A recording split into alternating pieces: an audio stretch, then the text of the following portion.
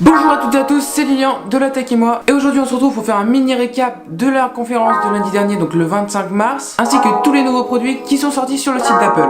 Allez, c'est parti!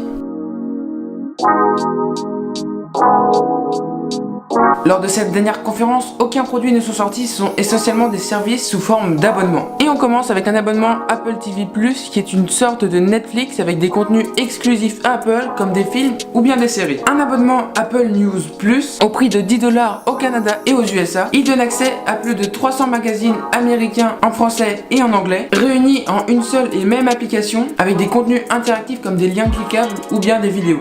Apple Pay va aller encore plus loin avec une collaboration avec Golden, Zag et Mastercard. Et pour le cas comme en France où Apple Pay n'est pas bien développé, ils ont créé une carte au format physique en titane sans numéro apparent, ni signature, ni même date d'expiration. Et enfin, Apple propose Arcade. C'est un abonnement mensuel qui donne accès à des jeux d'ordinaire payants sur tous les appareils iOS et macOS. Et c'est peut-être la seule chose qui a été vraiment intéressante lors de cette conférence. Et maintenant, on passe aux nouveautés qui sont apparues sur le site. Alors on a tout d'abord les AirPods de deuxième génération qui arrivent avec un boîtier de recharge sans fil mais sans grandes améliorations à part qu'ils sont un peu plus rapides à se connecter, mais ils ont aussi un prix plus élevé de 50€. De nouvelles versions de l'iPad Air et de l'iPad mini sont sorties, compatibles avec l'Apple Pencil et avec des processeurs de dernière génération, donc ceux de l'iPad Pro en l'occurrence, avec de meilleurs processeurs ainsi que le workflow d'iOS 12, mais bien sûr sans Face ID ni nouveau capteur photo. Un nouveau remake des iMac 27 pouces et 21,5 pouces avec des processeurs Intel de 8ème génération et de nouvelles cartes de chez Radeon, donc les AMD Radeon Pro. Tout cela en conservant leur ancien prix, donc c'est un point très positif. On a ici, il me semble, des nouveaux bracelets pour la Swatch et c'est à peu près tout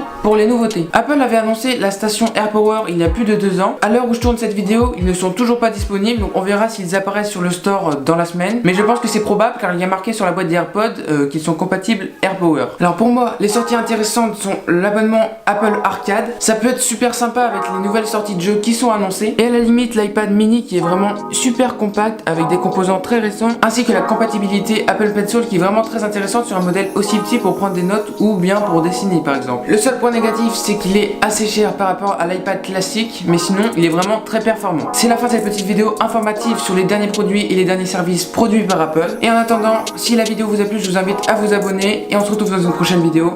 Allez, salut!